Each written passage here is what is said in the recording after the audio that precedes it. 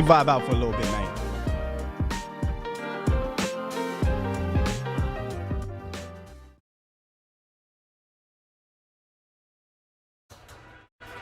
Are you ready for an unforgettable experience? Get ready. 5, 4, 3, 2, 1.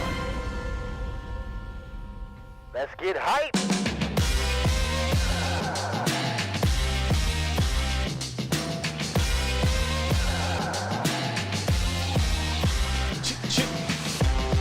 What's going on, Cowboys Nation? Welcome to another episode of the Late Night Hype. Big Game James, Law Nation, Skywalker still with a very special guest in the building, man. We already cutting up, y'all. Big Barry Church, former Dallas Cowboy and co-host of the Players Lounge. Y'all ready? Let's go. Yes, indeed. Hey, Barry, listen. If they can see the behind the scenes right now, dog. I'm telling you. That's a whole. You feel me? That's 100% gold. You gotta get the behind the scenes with us, man. It's a whole vibe, man. It's a whole vibe. It is. Hey, man, listen, appreciate you coming through the hype. When Big Dog James hit us up and said, hey, dog, I got Barry Church. I was like, what? I had to double take. We got Church coming through? Oh, let's do this thing, man. Let's do this thing. What's up we with you? about to have church for real. Yes, we about to go to church. Let's do it.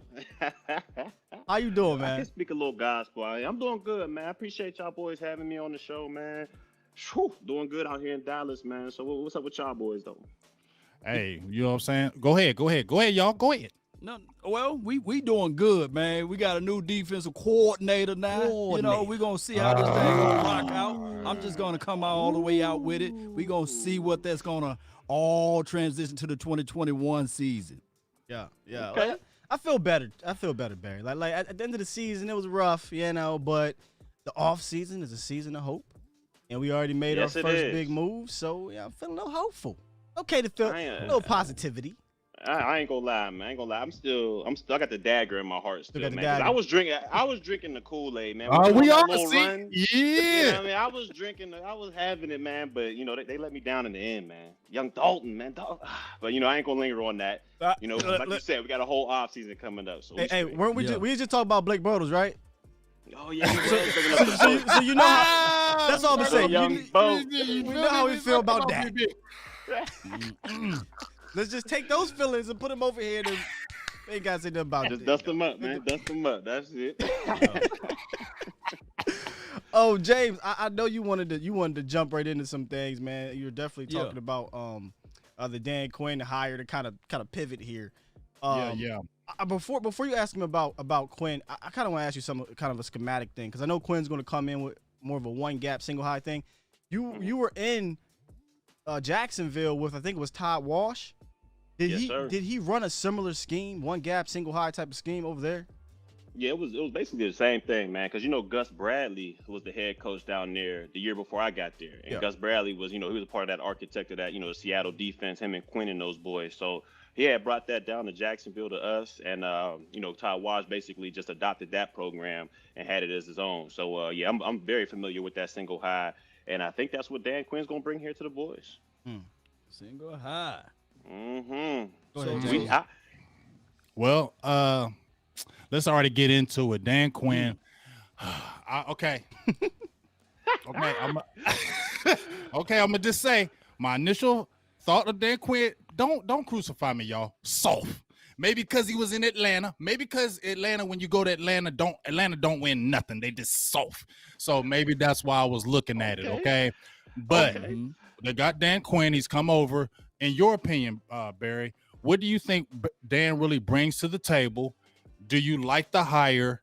And it's kind of a three-part. You see, they brought him in for a 3-year deal. Kellen Moore came in with a 3-year deal. Do you think that by them signing that, are they giving McCarthy saying, hey, we're going to kind of let you finish this contract out because the way we sign these guys? All right, a little three-parter. All right, I'm going to hit the first one. Do I think it was a good hire? I'm going to say this, man. I'll say it was a solid hire. You know what I'm saying? It wasn't as flashy. It wasn't spectacular. I don't think by any stretch of the imagination was he the best defensive coordinator that we could bring in here. I mean, there's that guy in 49ers. If he ever gets loose, Salah, he's a beast with it. You know, I would love to have him in there. But I feel like he was a solid hire, man. And the reason I say that, and I can see where you coming from, where you were kind of nervous, like, man, I don't know, because I feel like we're going down the same type of Mike Nolan route, because those are his boys. And if you look at Mike Nolan's track record, he was 24th in defense, 25th in defense, 27th. I think the highest he was 23rd.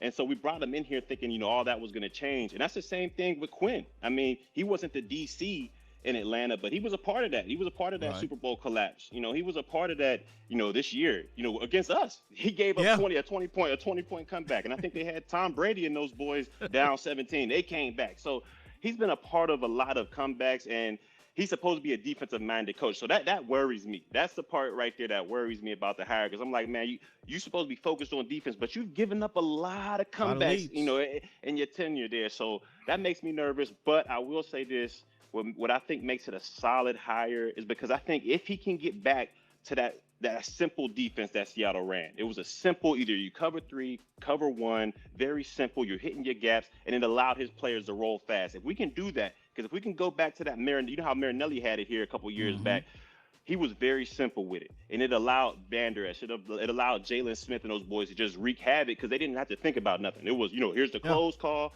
This is our responsibility. Let's roll. And they were able to do that at a high clip in 2018. And it fell off a little bit, but I think if Dan can bring that same type of mental capacity to this defense, where everything's simple, these guys just got to go out and play. I think overall he could be solid for this defense, and hopefully we can get the most out of our players. But that's a tall task, because if you don't have the players to make this defense come alive, you can get shredded. You can get shredded. It right out of my mouth, because I'm gonna say, the Legion of the Boom, like you said, they had Earl Thomas, they had Chancellor, they had Wagner and all those boys. I don't see them on this defense right now, so we're gonna have to add some pieces.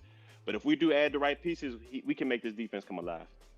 When you say that, if we do add the right pieces, if you're the general manager, if you're in control of everything, would your angle be through the draft or through free agency? Would do a little mix of both?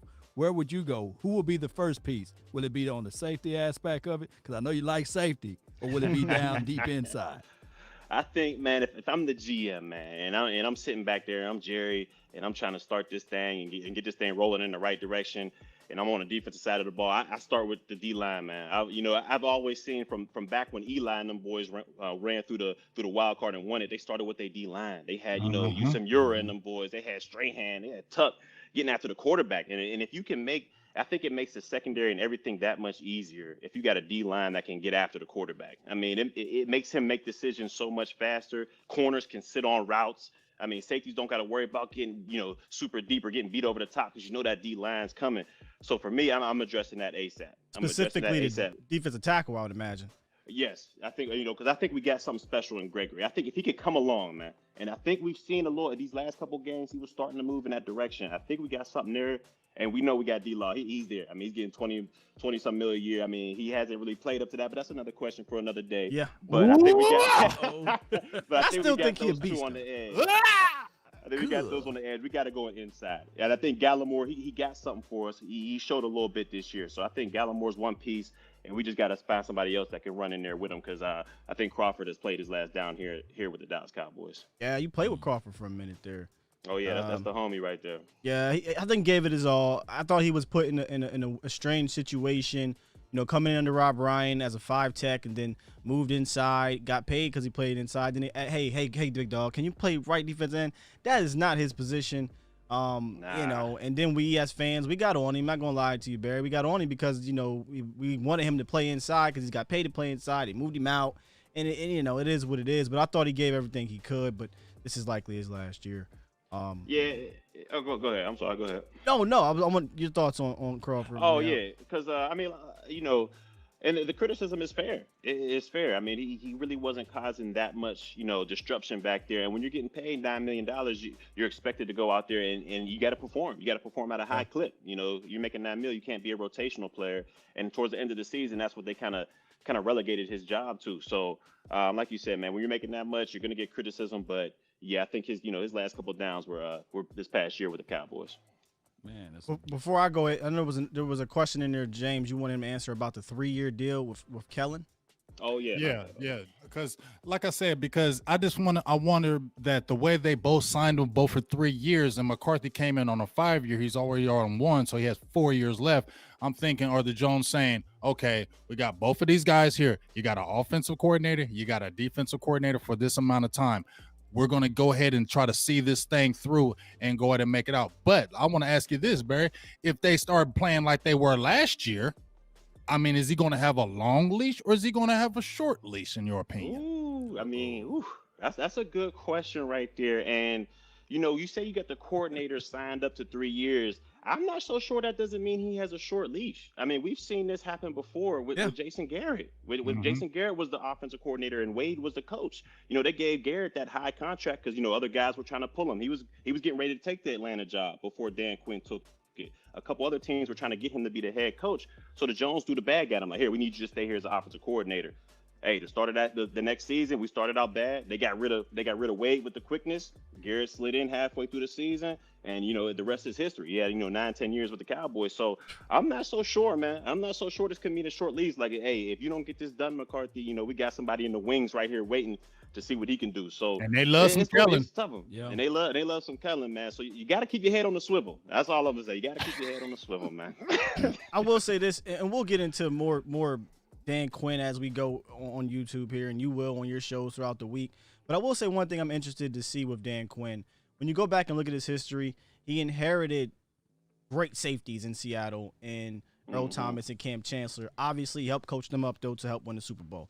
And then he got to Atlanta. While his defenses were never great, he did put an emphasis on two positions, Barry, that we do not: safety and defensive tackle. He drafted Grady Jarrett, and he developed Grady Jarrett to be one of the best defensive tackles in the game today. And he drafted Keanu Neal, who's been injured here and there, but I think is a solid safety. But he drafted him in the first round. So it seems like he puts an emphasis on those positions. Do you think that's something that he'll have some influence in? Or is Jerry and Steven going to say, listen, we still want to ride with the, want to go shop at, Marshall's. We don't want to go out there, and go to Neiman Martin's. Do you think that he'll be like, listen, for my defense to thrive, this is what I need? Will he have that pull? I don't.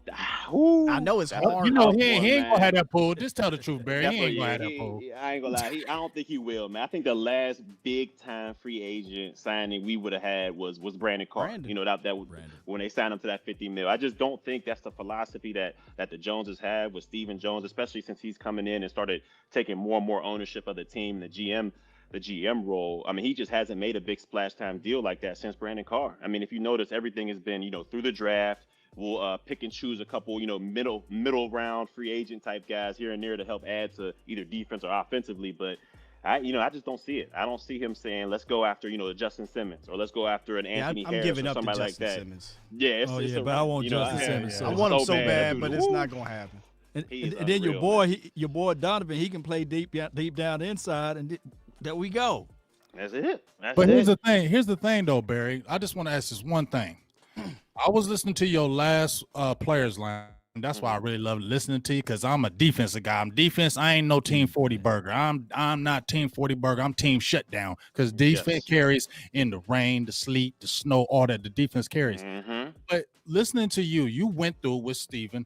But if we're talking about he hasn't got anybody since Brandon Carr, are we really going to be thinking that if we're going to draft a rookie to really think he's going to come right in and just blow it up and do all these great things? That just, to me, that's not a realistic thing. And if he's still going to bargain shop as far as the free agents, don't you need, Barry, you played this game. You need a couple of those guys that to come onto your team. I totally understand building through the draft. That's what you have to do. But you have to get a couple of guys, because you're going to really rely on those rookies. And you're saying, well, we like our homegrown. Our homegrown ain't great. Okay, it's average. And then you're trusting rookies. That doesn't sound like a winning formula. That sounds like that's going to take years.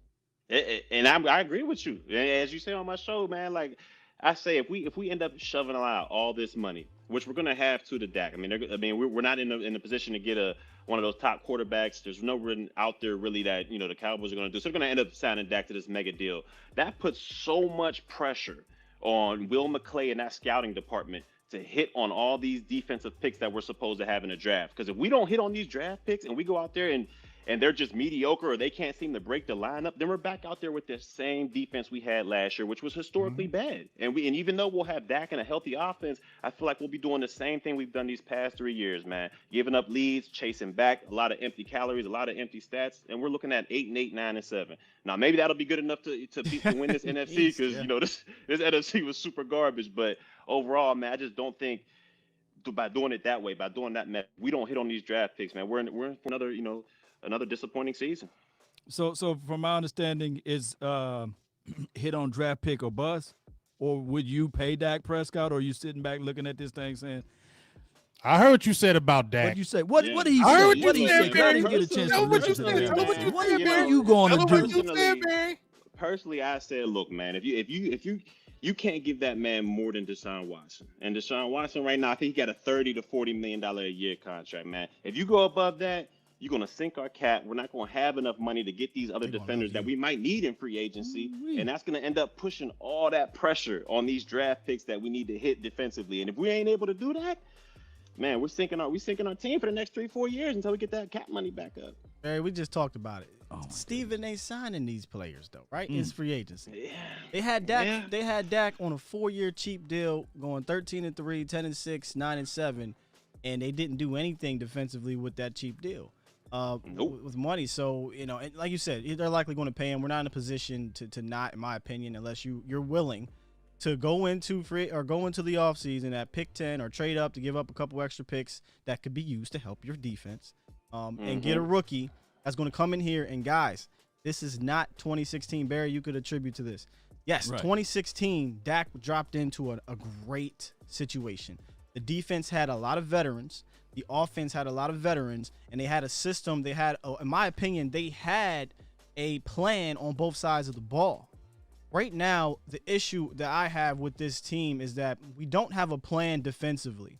Offensively, we do, right? We got a bunch of, we got a holdover from the JG era. Kellen Moore keeps a little bit of that, but he also has his own thing. We got a ton of, holdovers from the offense from the last 10 years.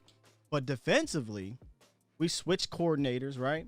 You got Mike Nolan coming in trying to switch things up, and you got players that are not, a lot of the players on the back end specifically are not going to be here next year, right?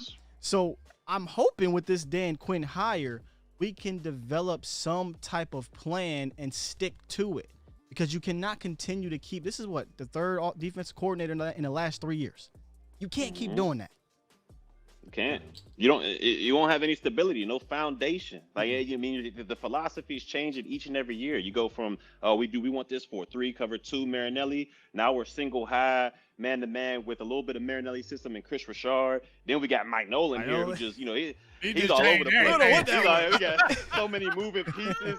If the quarterback says red, we going blue. I mean, there's just so much going on with that system. People just look confused out there. I mean, we had Pro Bowl, all pro players out there just looking confused and playing slow, and we can't have that out there, man. We can't. Yeah, the philosophy is all everywhere. You actually played with Anthony Brown.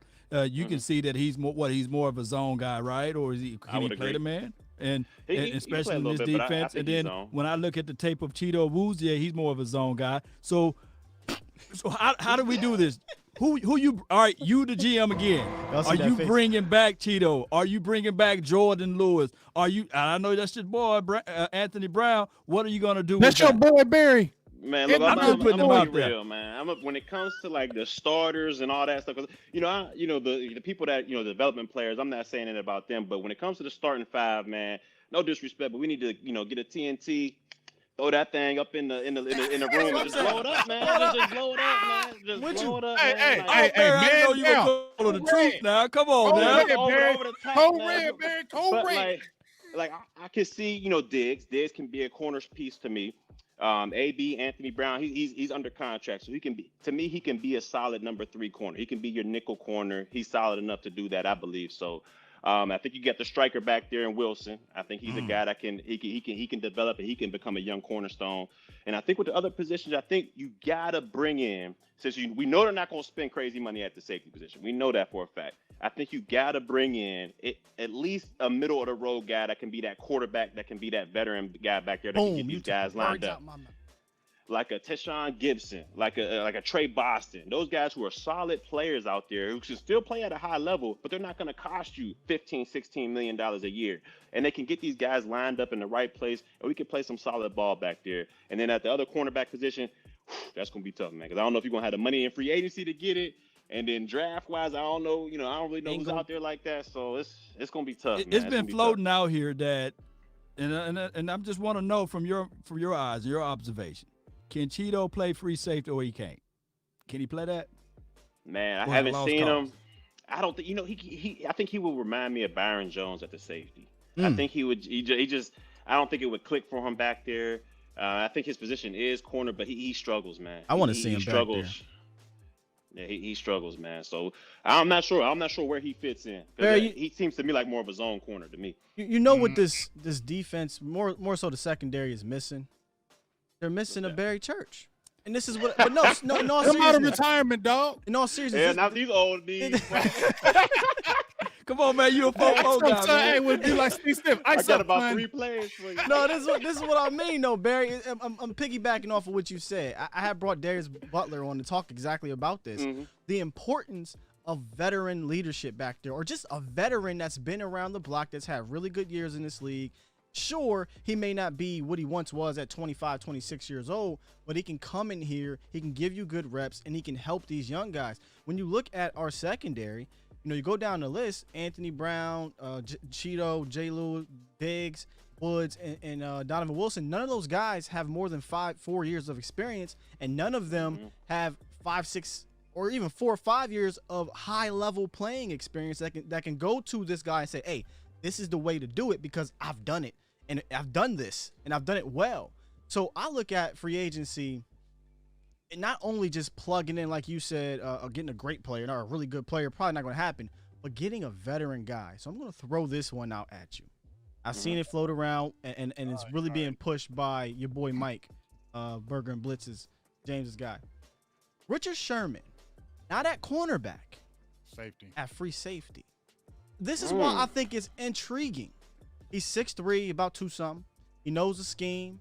He lost a step as a cornerback. Definitely lost a step. But at safety, you don't need to have a crazy step. You need to be smart. And you can probably attest to this. Richard Sherman, one of the smartest players in the entire National Football League. Without a doubt. Without a doubt, he's one of the smartest in the league. And you know what? If you were to say any other corner, I'd be like, man, get out of here. That ain't going to work. But this dude Sherman, man, he got it up top, man. He's super smart, like you said, and he knows that system. All they're going to do is they're going to throw him in the hole. They're not going to need him to be that Cam Chancellor dude or a guy roaming all over the place. He needs to be in the deep third. Him in that roof. That roof. Hey, sideline to sideline. I think he still has enough to do that. I think he still has enough to get from red line to red line. So he could help. And I think, from the film watching, he was never a guy that was scared to put his head in there. As a corner, always, he's not a thumper, but he will tackle you. And that's what you got to have as a safety. You got to have somebody that'll at least wrap you up when everything goes downhill. So, you know what? I wouldn't be surprised at that. Now, is he going to be, cheap? I don't know. I think he still might get you for 9. He's still going to cost 9 to 10. He's still going to knock down a veteran minimum, man. Hey, he can't get one at a time. Hey, listen. I done earned my stripes. No veteran minimum around here. Hey, Barry, remember we talked about with Jerry when you went in there. I don't like your attitude. That's what he's going to tell Richard Sherman. Listen, Rich, I seen the tape. Exactly. I seen you gave up 70% of the completions. You got burnt a lot last year. You better take this little couple dollars and go on get.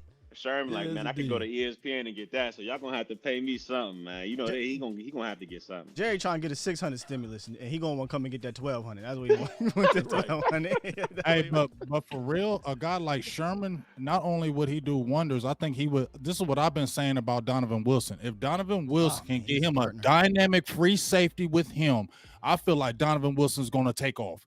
I feel like he needs a lead dog around him, and where he can follow and get even better, because I feel like Donovan Wilson's a sponge. He soaks up stuff. He wants to learn. And if you get a veteran like, let's say, a Richard Sherman, who's going to sit there and just be in that room with you, okay, watch this guy, watch this.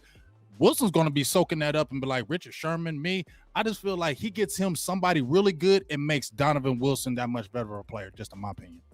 I agree with you on that, because it can't be only the veteran guy that's on the field giving you gems. I mean, I feel like Sherman would be the type of guy, or anybody like Sherman would be the type of guy that off the field will help you out too. This is how I break down film. This is how I see quarterbacks and their mechanics. And that'll give Donovan Wilson such a jump and such a leap in his development. I mean, coaches can only take you so far. I mean, you got to be with somebody out there that's been in the jungle, that's been in the war, and can teach you the little things that coaches can never teach you about the game. And if he has some type of veteran influence back there, man, I think the sky's the limit for that guy, man, because he has the heart. He's one of those guys that goes 100 miles an hour every single snap. He goes 100%. Well, exactly. Those are the type of dudes you well, want. Church, Hey, what about this then? You saw that, right? You saw that, Barry, didn't you? You saw me slide it. Quick jab. Quick jab. Quick. Gotta be quick. It's real though. I mean, I'm gonna ask you about that in a second. Go ahead, Law. Hey, Church, you Dan Quinn, and you look down on your phone and you see the caller ID that says Earl Thomas. Would you pick up? You would you pick that up, or you say do Where not? was, I thought you was gonna say it, Scott. No, I wasn't going there. I'm off. Do you say do not disturb? I'm off of it now, do dog. you swipe do not disturb? I pick up, but I'd be like, what's going on, man? You know, I got this thing going on over here. We can link up afterwards, but, you know, I got this thing Coach! Like, Coach!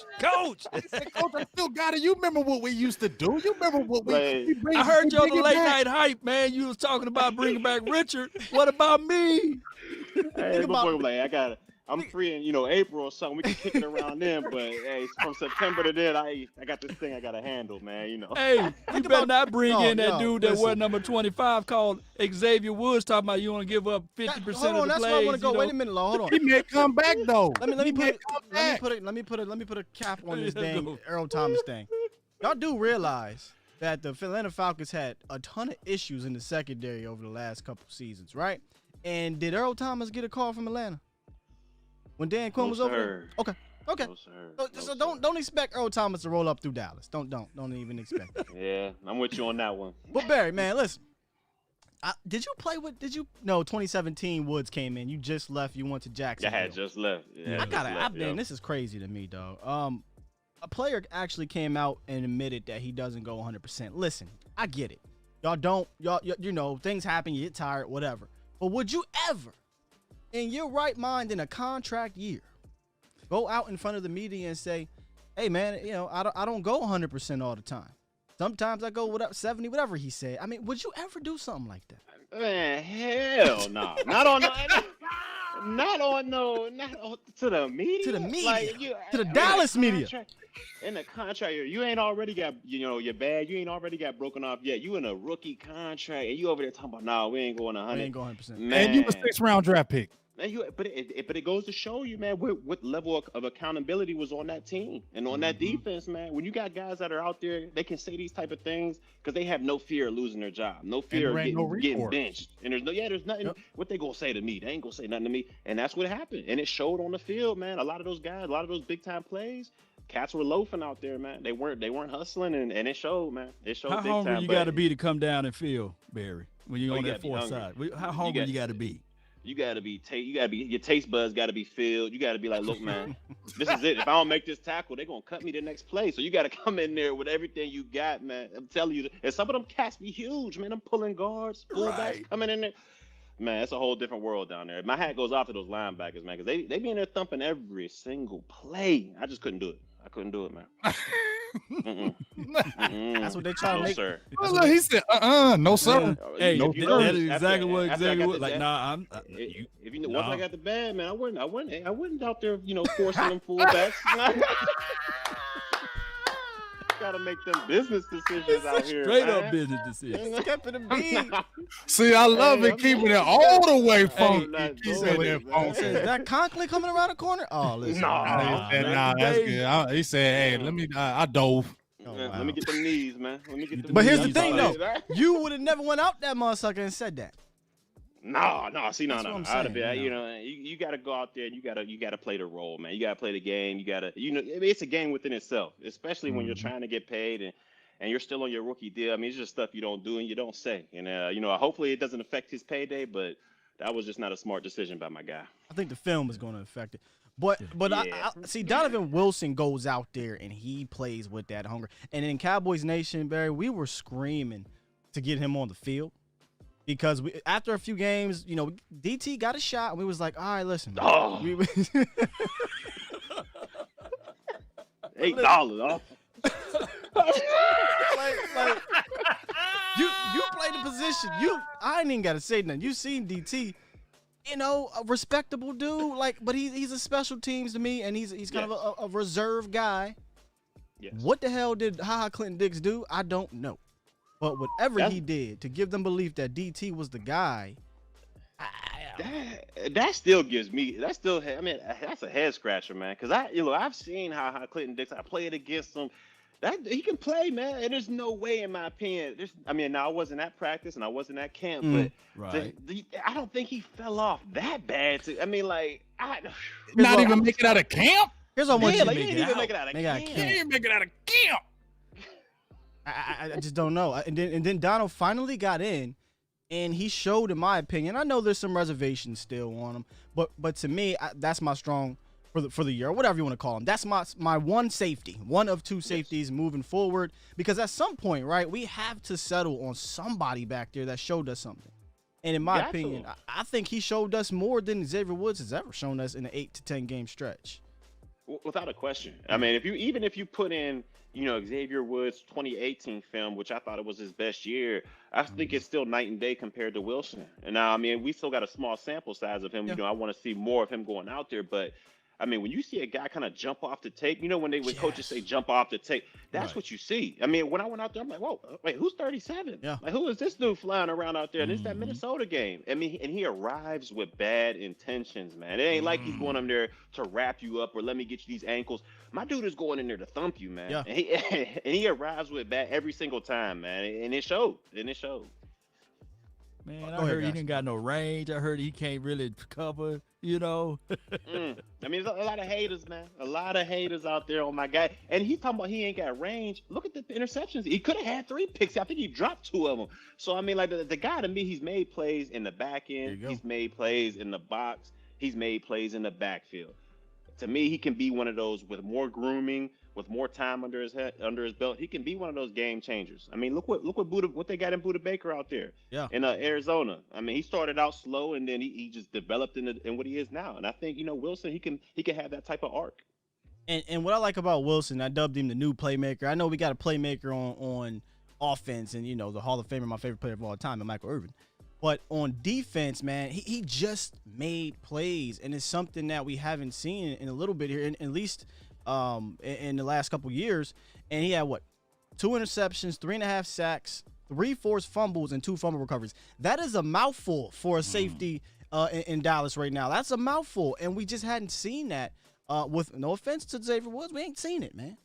We ain't seen it. So I'm all for moving forward with him.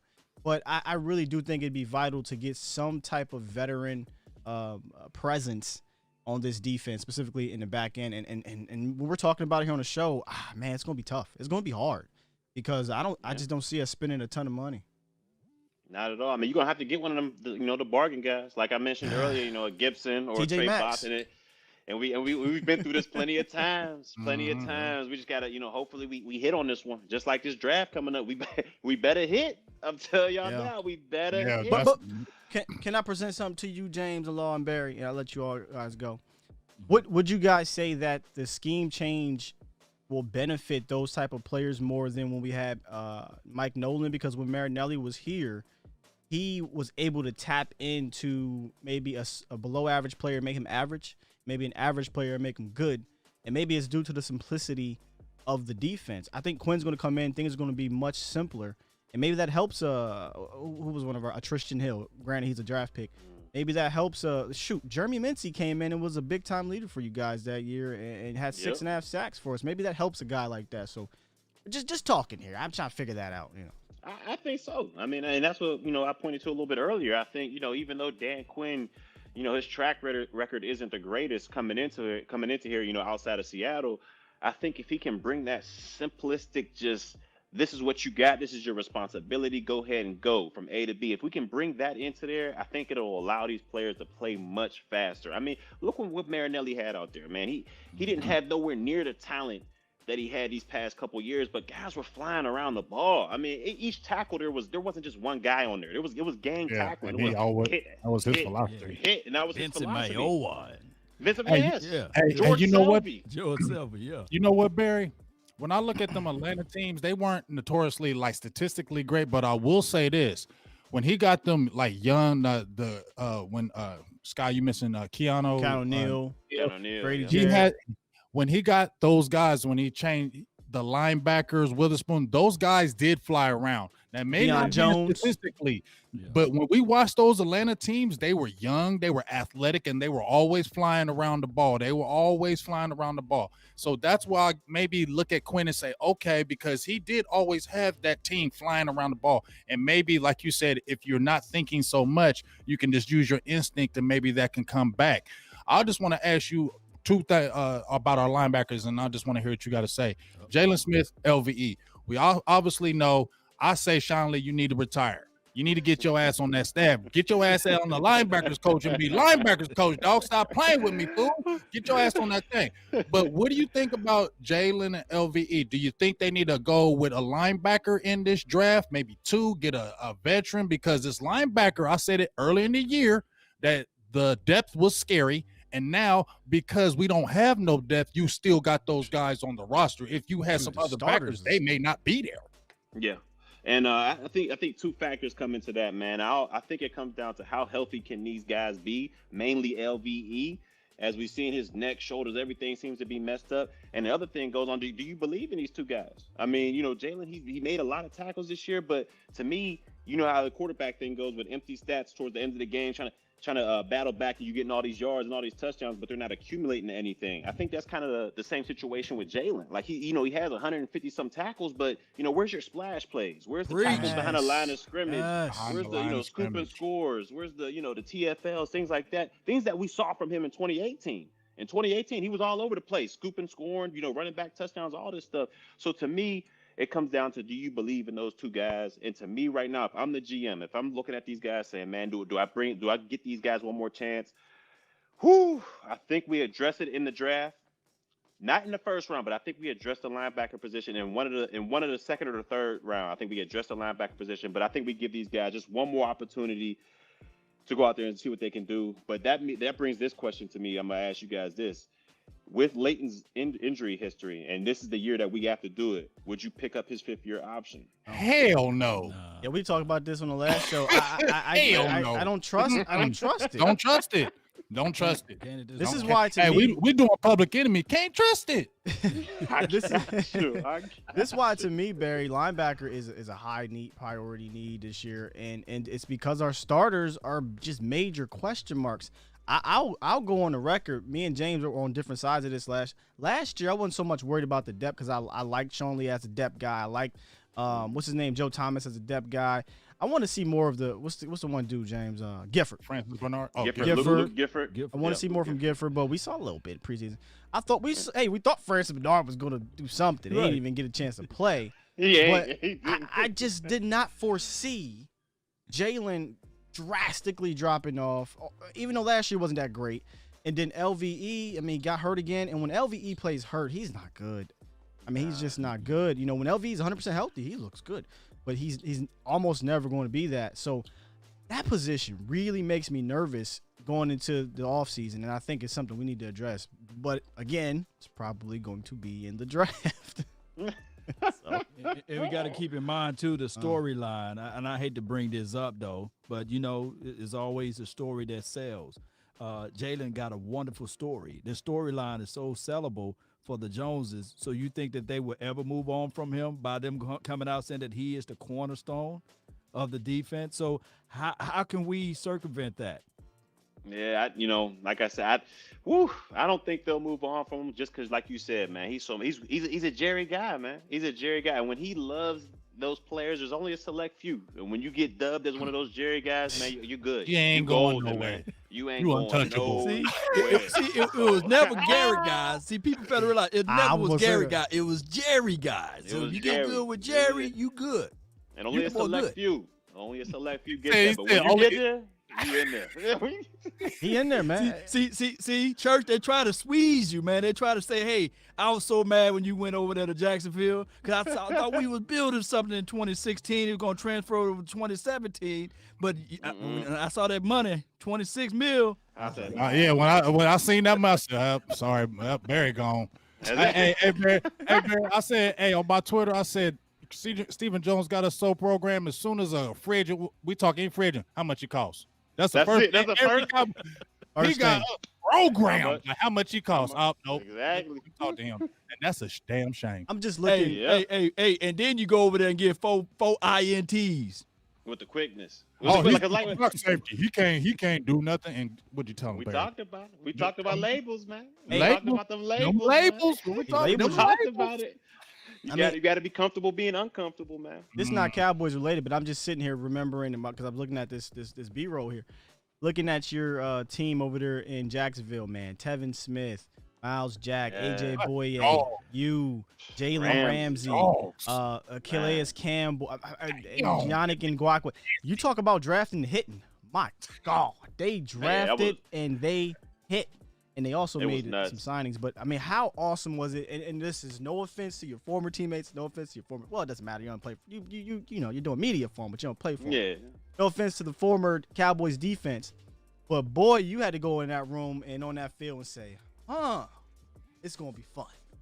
Yeah, it was eye-opening, man. I'm going to tell you, really, it was eye-opening. Man, first practice I got there, I'm like, man, what's going on? And everybody was telling me, we usually wash the offense, man. I'm like, well, I'm coming from a place where I'm going against Romo, and, you got Dez over here, Winton over here. I'm like, man, we in the dog fight every week. So I came up there. I'm like, all right, let me see what we got going on here. And I looked over. I've never seen Calais play before. Never met him in person. Dude, he's huge. Yeah, but almost 7 foot, just towering over everybody. He just lumbering. And he got that voice too. That damn voice. Hey, when he was on the market, they were saying we don't need him. Yeah. Everybody was over there said we don't need him. He's long in the tooth. I was like, Cowboy, y'all better go get him. Nah, that dude was something else. And you saw it that first year. I mean, they called us Saxonville. It made my job so much easier because those boys were getting out. The quarterback didn't have an opportunity to go from his one progression to the second one. Like if he wasn't open, he's getting hit in the mouth, and it made our job so much easier. It was like night and day, man. It was like night and day, and it was good while it lasted. It was good while it lasted. Oh, so but that's saying that the interior will help, right? So if we go get in the free agency, we figure out a way. Inside out. For sure. That's what I always believe in. That inside out. Inside out. Because you can't cover these receivers forever. You can have a Ramsey, a Boye out there, but if your D-line ain't getting no pressure, eventually they're going to shake free, and it's going to hurt you. You're going to be tired. Oh, yeah, he's tired, boss. And if you ain't going to build from the inside out, or at least have some boys up there, boy, you better have Byron Jones and Xavier Howard, and you know what I mean? You better have them all out there. And that we had Byron here. We had him. Yeah. Let him ride. Let him ride like the wind, man. What y'all think about that, man? 'Cause I'm still disappointed about that, man. Yeah, just think if we had him and Diggs. Yeah. What? Listen. So Barry, for me, I'll start off with that. What I think about that? I'm upset that they decided to pay off-ball linebacker and running back over the cornerback. So I think that's why they're Tyrone Crawford. Yeah, and then you could have used that money to play Byron Jones. There was no excuse not to pay Byron Jones. Only excuse was a Jones excuse is that I'm cheap. You know, I'm cheap. I don't want to pay X amount of dollars for this position because you know what he says, Barry? I don't want to set the market when in reality, and listen, I'm just a fan, but we see these things. In reality, you might set the market today at 9:54 p.m., right? And then tomorrow, the next player is going to set the market. Because that's just how it happens. Byron Jones is no longer the top paid cornerback anymore, but it is. And it's frustrating when you draft a guy that you've been wanting this whole time. You got him, right? You got him, Barry, and you're like, we want to develop him.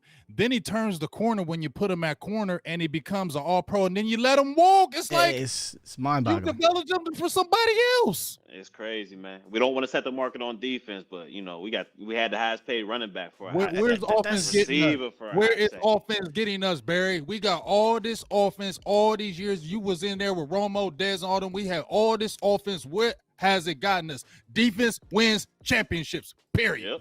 Yep. So let me ask you this. Let me get you a clue bomb.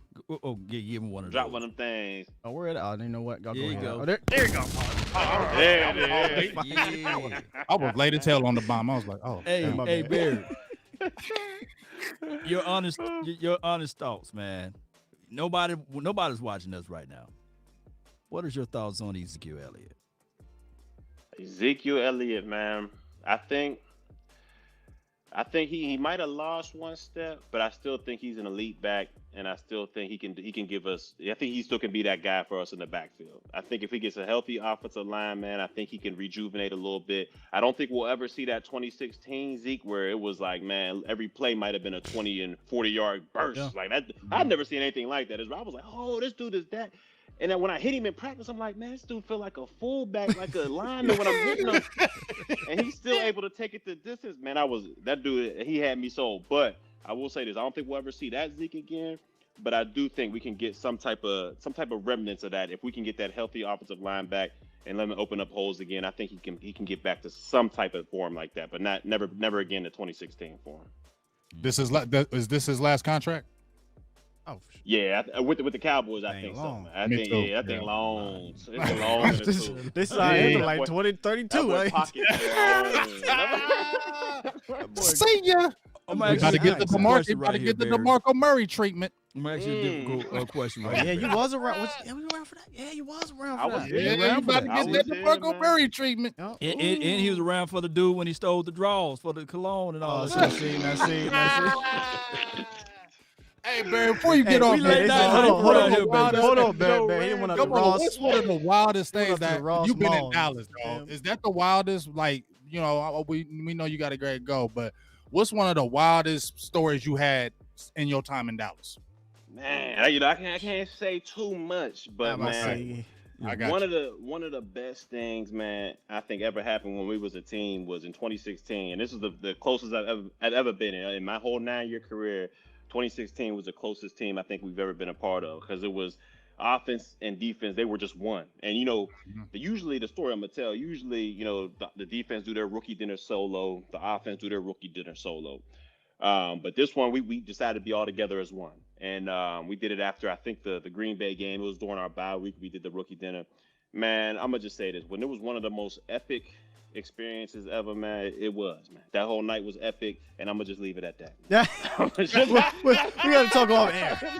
You talk off air. He said epic. I mean, that was an epic draft. You said 2016, right? 2016 was unreal, man. Big draft. It was unreal. You know, you got Dak, Zeke. AB was really good in 2016. Collins, defensive tackle. I heard if you cut AB, you'll save $2.4 million though. Ooh, if we cut AB, we're gonna save 2.4. Yeah. Ooh. I don't know. Come on, Barry. I don't know. I feel you, but he for the third corner. We in the bind, y'all. We in the bind at that position because Reggie Robinson, though. We don't know what Reggie Robinson got. Yeah, what's up with Reggie, man? I don't know. We're asking you. What's up with Reggie, dog? Man, the whole time I'm thinking, like, man, look, all the injuries we had some guy, number 40, Stephen Parker, I think he was out there. I'm like, wait, who is this dude? Right. Reggie was a 4th rounder. How we not? What's going on? But hey, man, hopefully they open up practices this hopefully year. Dan wake up. That's what I'm saying. I wonder if Quinn comes in and does exactly what Chris Richard said. Y'all got this man at safety, put this dude back at cornerback. And let him work. Maybe we see something. So but he got him a play on special teams. You know how special team is special. He remember he made that dude fumble. I said, "Yep, there go Reggie." They did. There go Reggie. There go Reggie. There you go. He made somebody fumble. It took 17 weeks, but we got him. He was my dog horse because all throughout the offseason, I was like, watch out for this guy right here. He's quick. He was making all these type of plays at Tulsa. He was doing this. And I said, man, week 1 went by, week 2, week 3. Him, Bradley, and I. Bradley not even sniff the field. Sniff it. I ain't even touch it. I got a feeling Quinn is not going to do that. I feel he's not. I feel like he's going to play. Yeah, I think Nolan wanted some veteran-ish guys that Darren Thompson been around, right? You know, I don't know if Bradley and Everson Griffin, right? I don't know if Bradley was going to get on the field in front of Reggie. I'm sorry, in front of Randy, in front of D-Law, and in front of Alden. But damn it, Dorrance Armstrong. He could have saw some snaps from Dorrance Armstrong. I mean, it's not like you keeping Armstrong around for the future, but Armstrong was dropping in coverage. Mike Nolan did some crazy stuff, dog. Off the wall. You had Antoine Woods dropping in coverage. You saw that play? Man, I seen him back there a couple times. Man, this is wild. Man. Wait, real quick before we get up out of here, let me get 2 things I gotta ask for y'all. 2 things. Man. 1, do you bring back Alden Smith? And 2, which I probably already talked about, but what are y'all thoughts on Kellen Moore coming back, man? I got to know what y'all think. I'm a I will tell Kellen you Moore this, guy. Let's go around the horn. Go. Go ahead, James. Go ahead, James. I'm a Kellen Moore guy. I'm cool. I know he acts goofy at times, but I already feel like the Jones had him as the coach. I like Kellen Moore. As far as Alden Smith, I like Alden, but I'm worried because he's that 30 and he hasn't played, and you can downtrend real quickly in a year. I feel like if they go with a contract-friendly deal, which they will do, I'm cool with that. But I feel like Alden, he's like, this might be my last contract. I'm trying to get paid. So if I get any more of an offer than here, I'm out. I'll go next. I think Kellen Moore will continue to get better and better as offensive coordinator. He's green. He's very green, but I think you got positives in Kellen and you got some obvious negatives that we see. But a lot of times as fans, we remember the negatives more than we're going to remember the positives. Yeah, with Dak Prescott and Kellen Moore, they've shown some growth. I know us as fans, we had an issue with the red zone. We never really that great in the red zone. But the last 9 games under Kellen Moore and Dak Prescott, we rose up 13% from 55 to 68% a touchdown percentage in the red zone. So a little bit of positive momentum for Kellen. So I'll give him another shot. As for Alden Smith, I'm good because I want to roll with Randy Gregory full-time now. He showed me that something that I didn't know he was going to be able to do, be a full-time DE. Because he was a little light in the butt. Remember when he came in? He was. But he took that time off and he came back. I said, that's Randy? Oh, them munchies, man. Swole. He put a little swole on, man. I'm saying, them munchies. Hey, but Sky, this one right quick. I like the run game. Sky, just want to say this right quick, though, Sky. You remember how they slid in Tyrone Crawford and he was playing that role? You can slide to Alden Smith and he can play that role because he looked like he was bigger than Crawford. He was. That is exactly what I was going to say with Alden Smith. Maybe you kick him inside. I think his production can be a little bit better than what Tyrone Crawford did for us in the inside, and he could be a rotational piece there. And go ahead. We gotta stop playing with this defensive tackle stuff. We gotta stop. Let's slide Crawford. Oh yeah, for sure. Let's slide on this. You know what I mean? I'm just saying we need to get that guy, but you can still use Alden if you were to bring him back. If you were to bring him back, as a 3-tech, and you can rotate him. You can still start Randy, and you can rotate him. Use him as a NASCAR package. Yeah. Yeah. And I think the only thing that was holding back Randy Gregory, and everybody know, it was the off the field stuff with the greenery. So now we don't have to worry about that. He can just stack consistency on top of consistency, and we'll see that future defensive edge rush out of Randy. And your question right there, Barry, about Kellen Moore, like Sky and Big Games said, he was just green. So every year he's going to get better. And I'm gonna throw you a question, Barry, before you go. Chris Jones. I know you special team guy. Is he gone? Because that Hunter.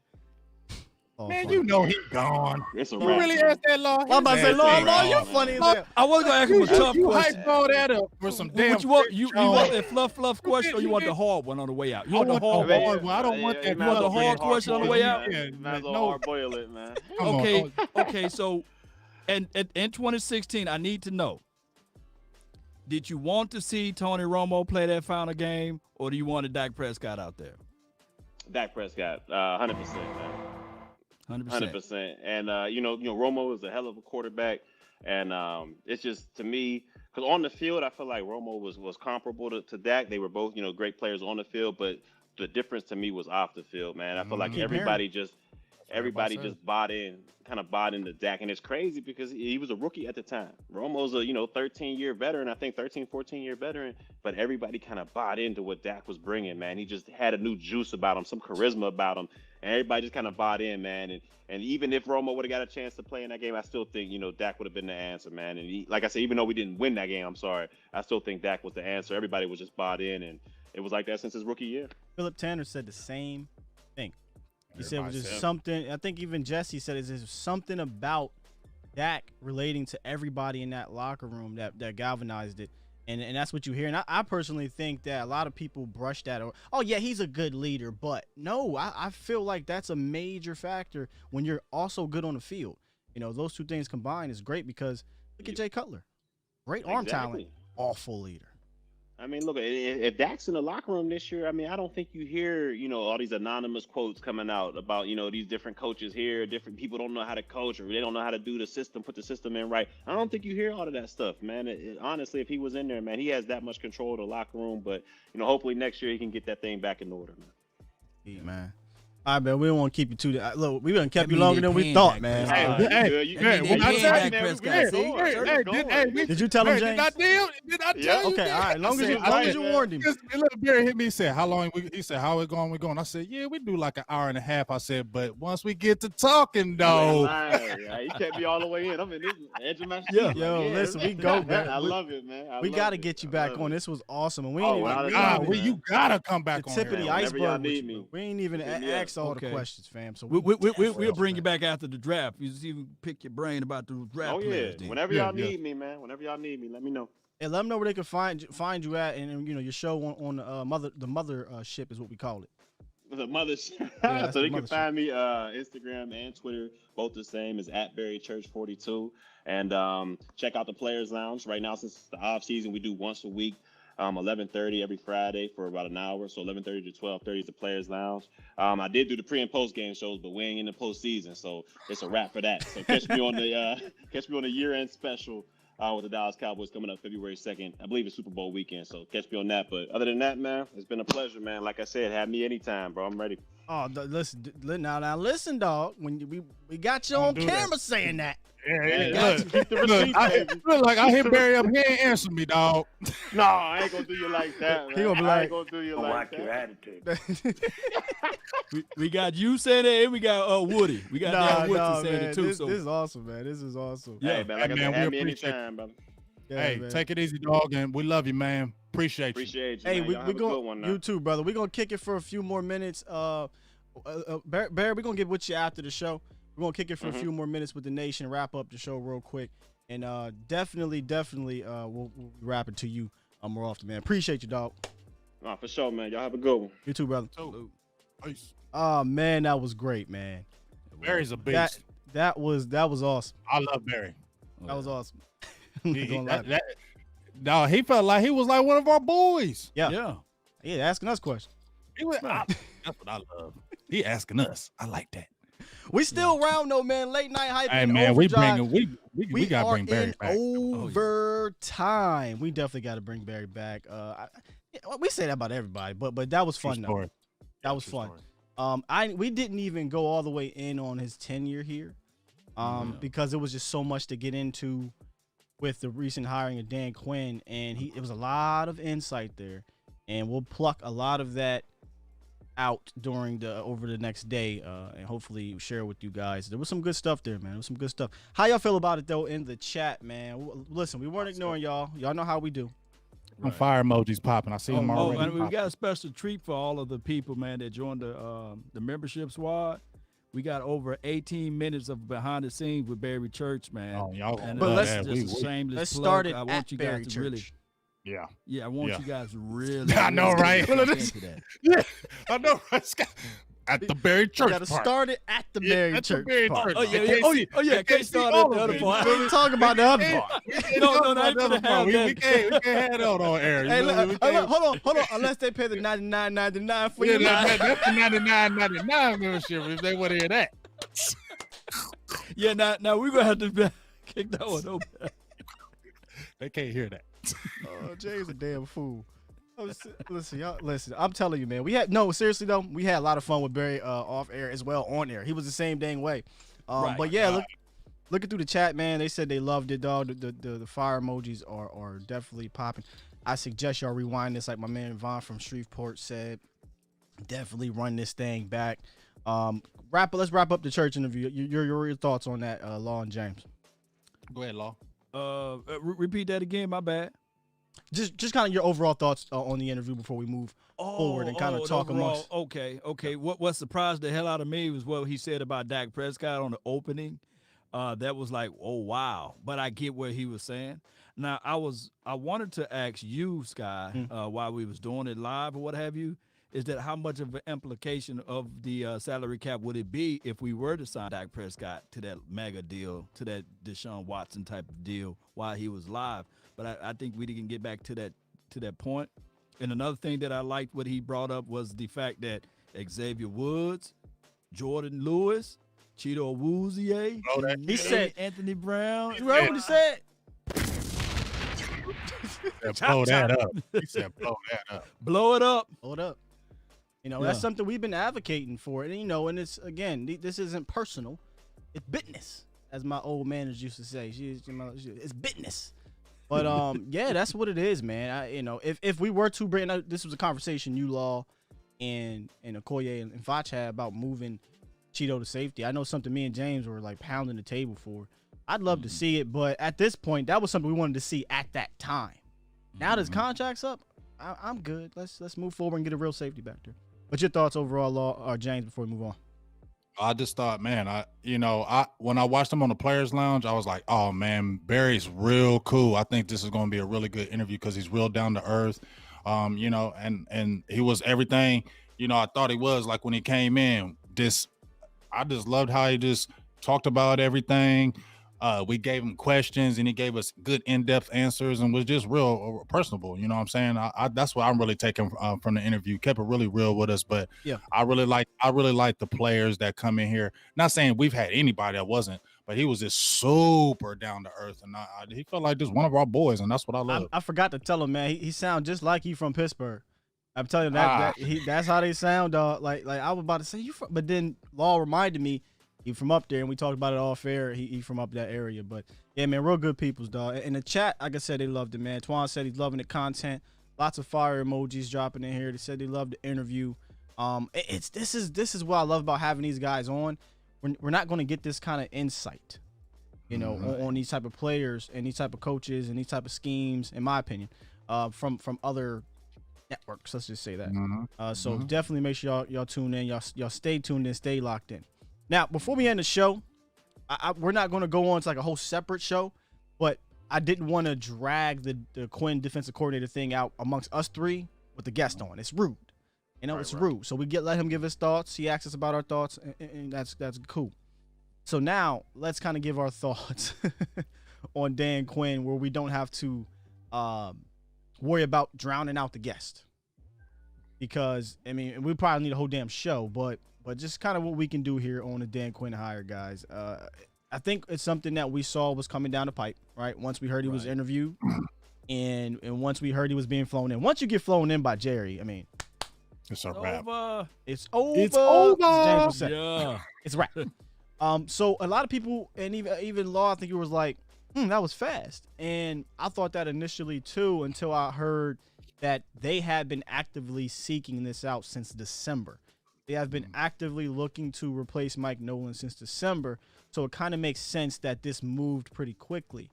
And in a sense, you can't drag it out. You got to know what kind of players we're going to draft and bring in free agency. But overall, your thoughts, James, on the process of Quinn. You kind of mentioned it already with the Barry about the softness or what have you, but kind of give the pros and the cons. That's what I like to try to do. No matter how we feel about a player or a coach. I asked this question before. What is it about Kellen Moore that you like, and what is it that you can get better at? What is it about Quinn that you like, and what is it that you don't? Okay. Well, I'll tell you what I do like about Quinn. Obviously, he was over at Seattle with Gus Bradley. We've seen that defense over there. They got really good players. And the main thing that I see from Quinn, even at Seattle and even over Atlanta, he has players flying around the ball. That's the one thing I do notice. They may not have statistically great defenses, but he gets athletic players. He gets guys that can fly around the ball. He gets speed players. And I like that. I like how you always – like Marinelli, 3 or 4 hats to the ball. I do like that. Also, when he's focused in on being the coordinator, I think he can be better, because sometimes when you become a coach, you pull here, you pull there, you pull there. You can't concentrate on one thing. And I think if he can go back to just concentrating on one thing, defense, that's it. I feel like we'll get the best out of Quinn because I think he's going to have something to prove too. I think that, the Seattle thing, that's what he's led. Everybody remembers you by. You had not the great thing going on in Atlanta. So I think he's going to come in with something to prove too. So that's what I like about him. Now, what I don't like about him, like I said, I feel their softness. That just me. I ain't saying it's real. I just feel it's like hard to argue because they choked a lot.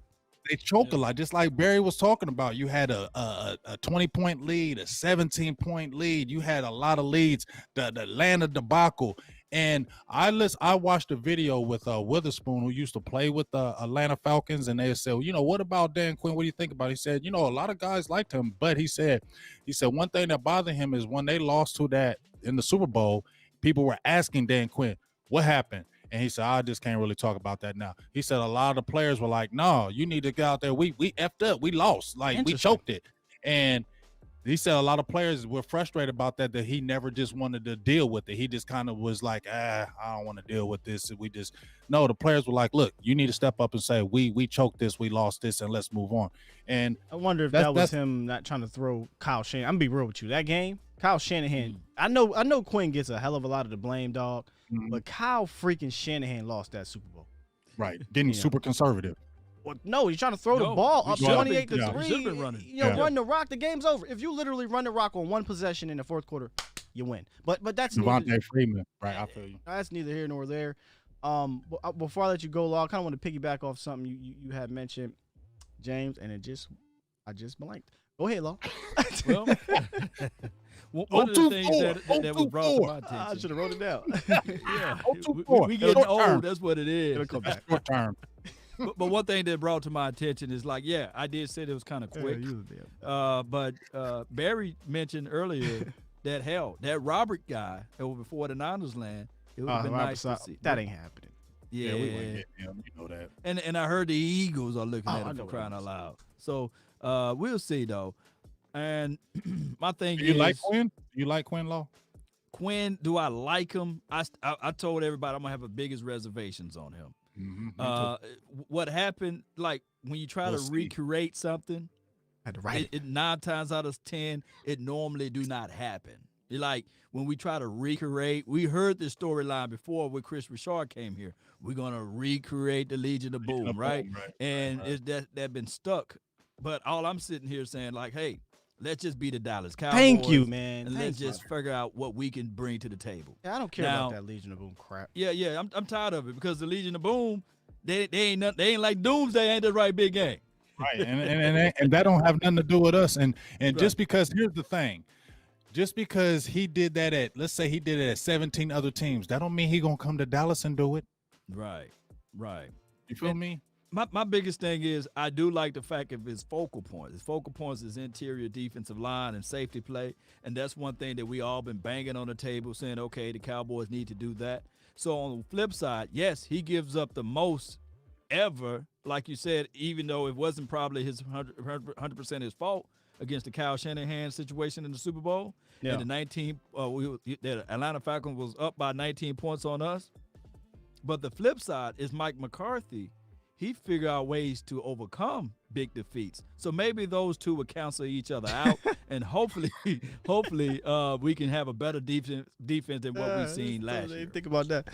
Yeah. Interesting enough about Quinn. You had mentioned. I wanted to piggyback off of this. What you said, James, being pulled. Right. As a head coach, when you are a specialty at one thing, not all the time are you going to be a great walk around guy. There's not many of those people. Some people are just naturally a play caller or just naturally a coordinator.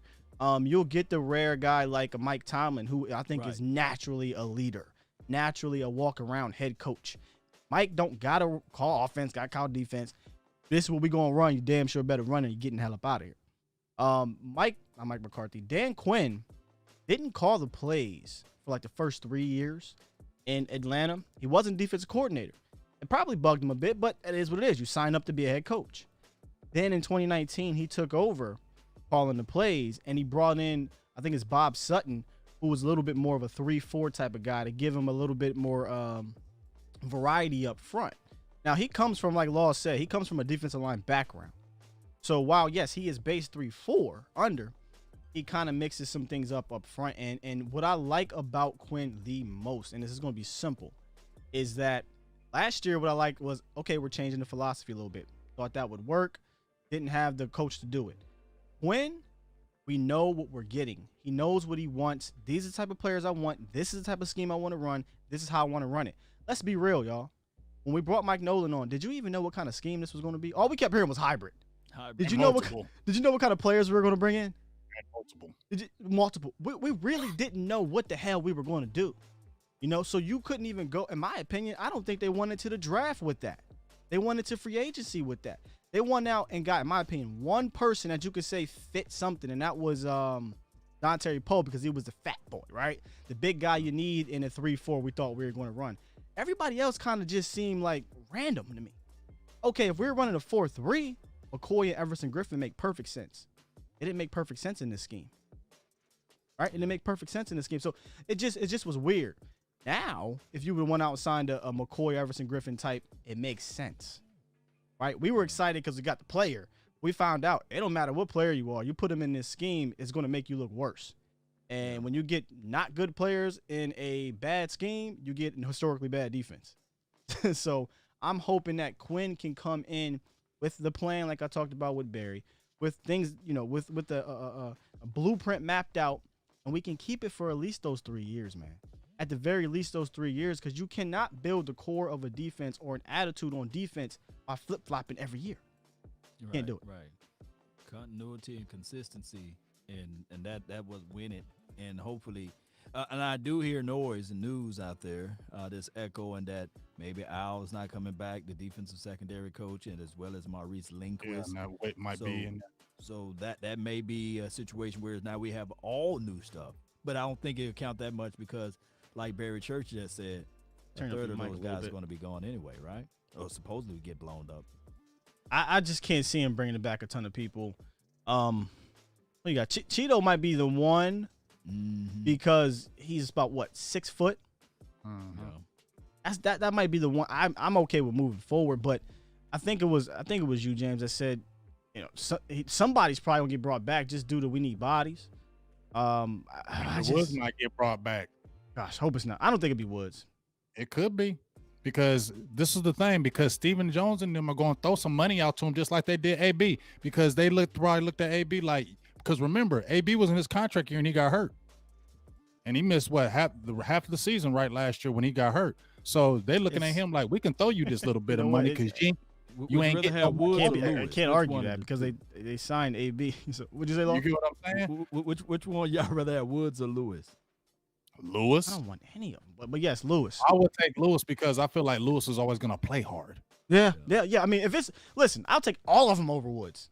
When you say I don't play 100%, I don't want you on my team.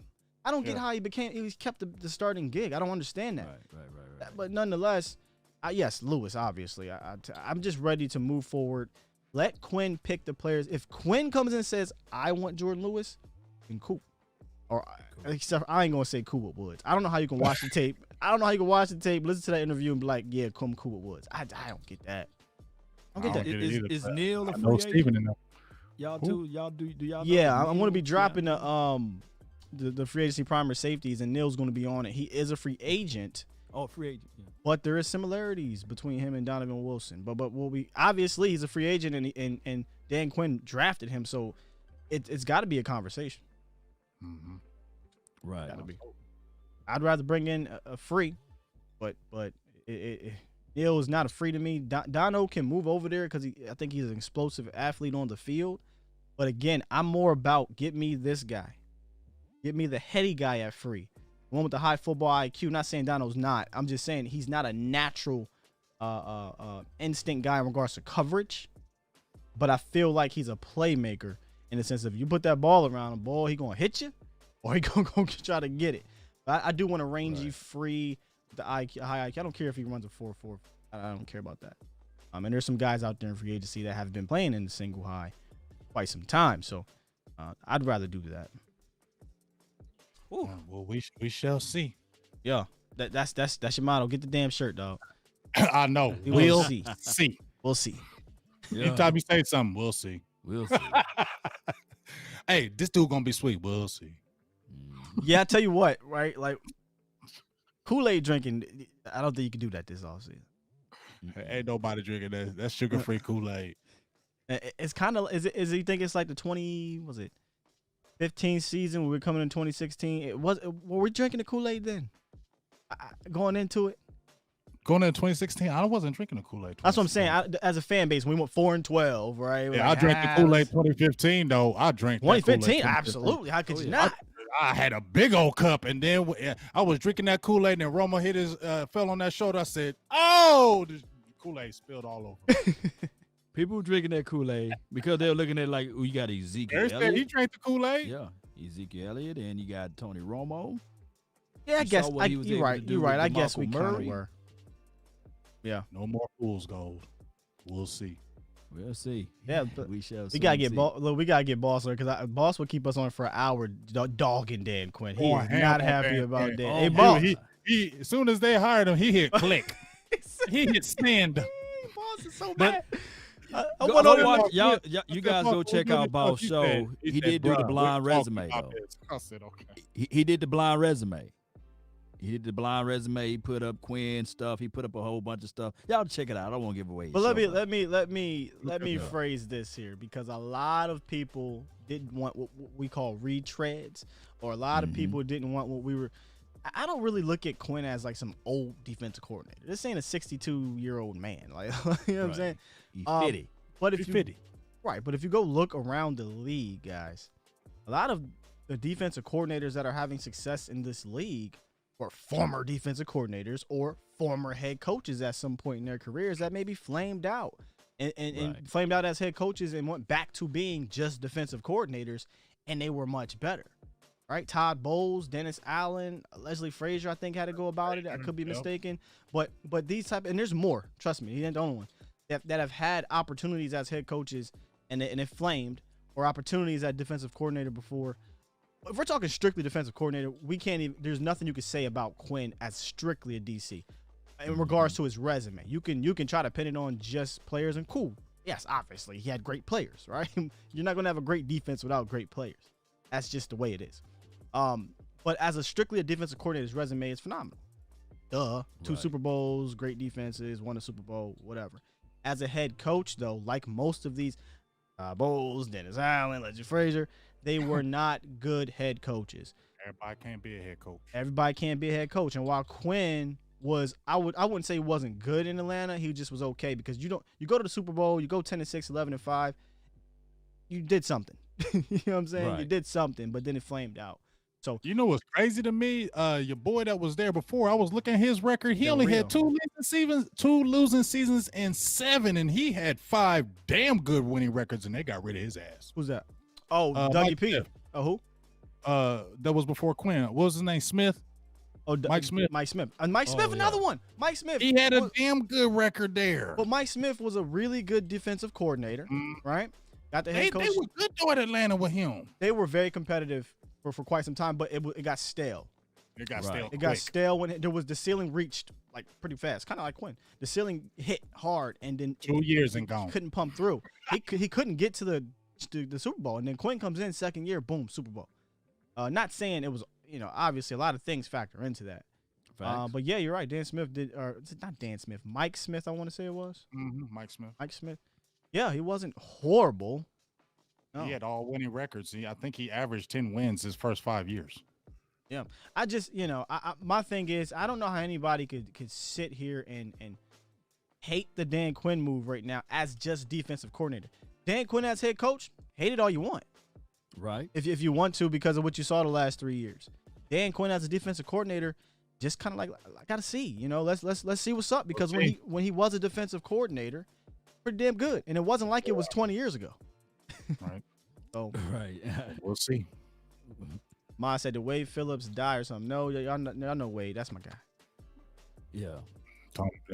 He's just too old. That's all. He what's that cat was at Texans that's like 80? He's a 3-4 Monty Kiffin at this point. Monty Kiffin. Yeah. Oh no, I the know, big boy. The big boy. Oh gosh. You said at Texas? No, at the Texans. What's the big fat boy? Romeo Cornell. He is 79. Damn. Oh wow. He is 79. Shoot, I'll take Wade's resume over Romeo. And that's with Romeo being in New England. He is 79. Quit. Drag me off. You're going to drag me out.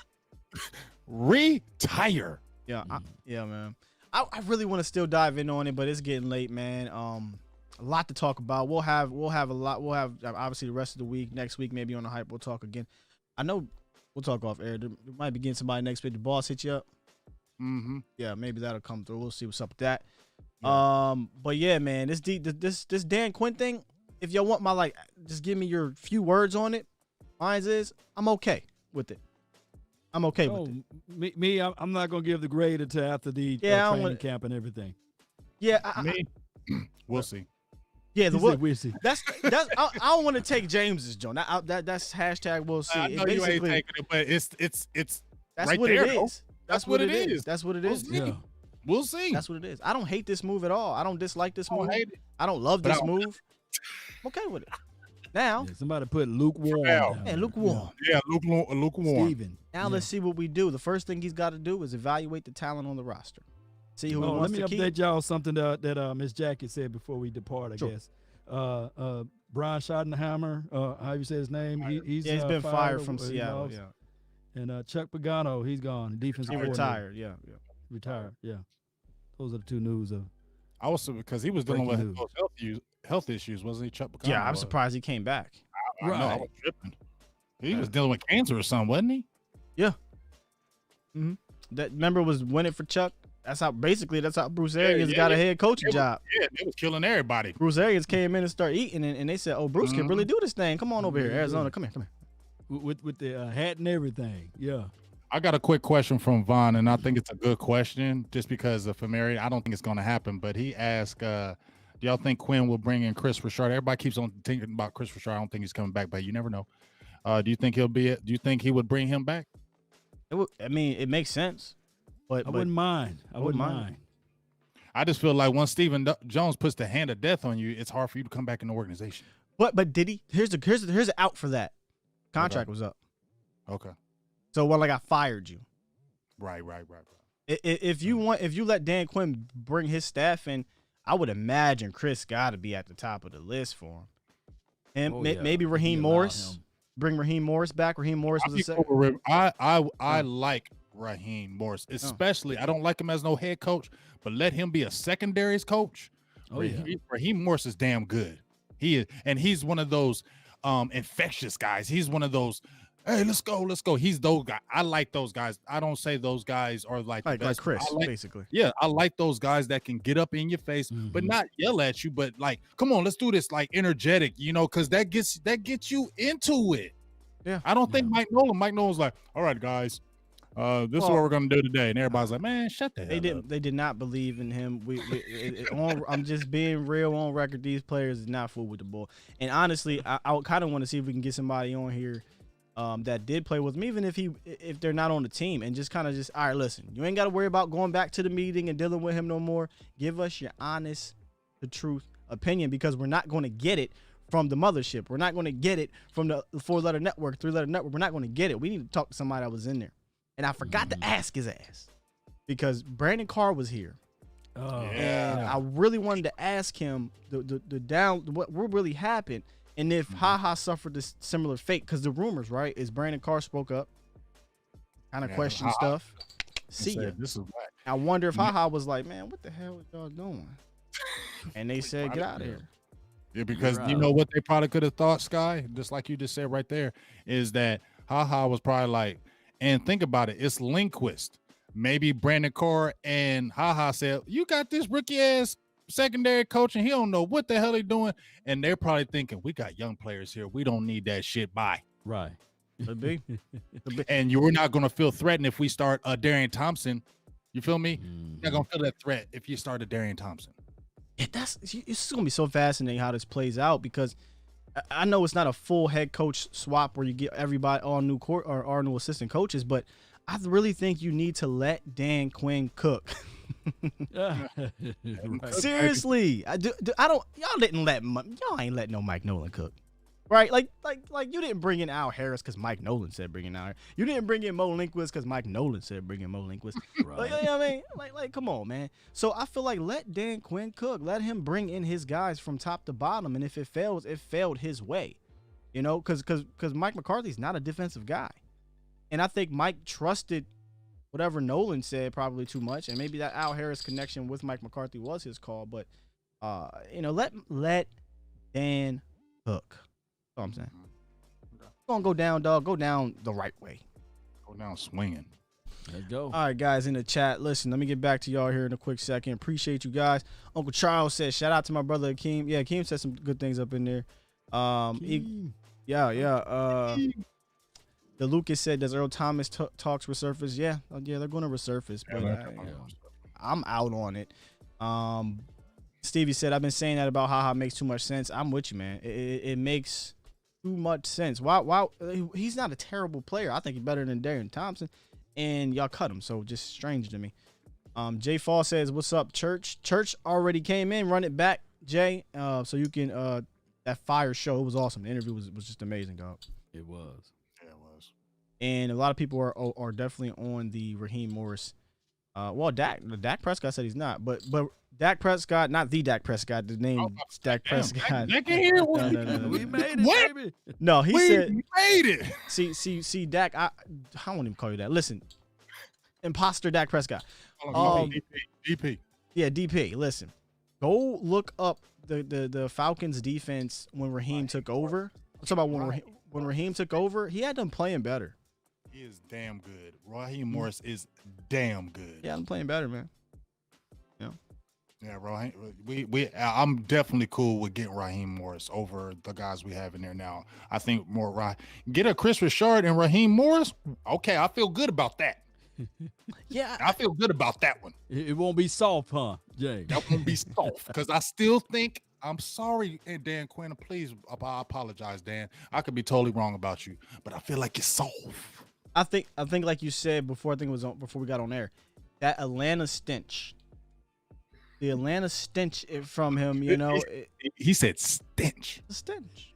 You ain't lying. When you choke like you choked in Atlanta, it's a stinky smell. you left 0-5.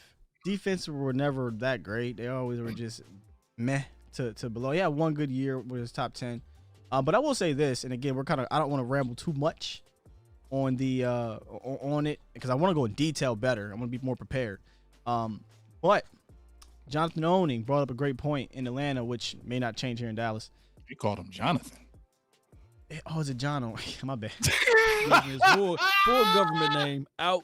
Jonathan, right? I thought it was Jonathan on it. And I got him coming on. Jonathan so, tell him that. Whoa, okay. He so eloquently laid it out that in Atlanta, they routinely ranked in the bottom third, almost sometimes damn near last, in money and salary cap spent on defense. It routinely ranked high in salary cap and money spent on offense. Well, guys, Dallas. Not much is going to change probably here in Dallas. So you better hope like hell you hit on the draft. But if you take away, kind of like I talk about Joe Philbin, the offensive line, if you take away the totality and pull out the individual pieces, you look at Campbell, really good player in Atlanta. He coached up Desmond Trufant pretty good. Keanu Neal, thought was a good pick. Injury issue sometimes though. Deion Jones. I like Deion Jones. Deion Jones played very well. And he got some good ball from some Grady Jarrett, obviously. I mean, that's one of the biggest ones. Grady Jarrett, one of the best defensive tackles. And he got some good ball from some average players. So individually, when you pick it out, he's done some good things with some of these guys, but collectively, it just never all clicked. Yeah. Never all clicked. It's the Atlanta thing, man. You go to Atlanta, could be. They just don't win in Atlanta. They choke. They don't do it. Remember they had the dirty bird. Think about all them years the Braves used to choke. And the Hawks would have all. I know. I'm sorry, Sky, but it's. Well, I don't got my hat up there today. And look, and then think about the Atlanta Hawks. They always had them damn good teams with Dominic, and when they had Mutombo, all them, they would be top in the Eastern Division and get beaten the first round. It is an Atlanta curse. There's like articles out on that. Dog, Atlanta is cursed. The night before the Super Bowl, bro, get busted with the prostitutes in the hotel. One of their main players. Eugene Robinson. Oh my God. One of their main players. Yeah.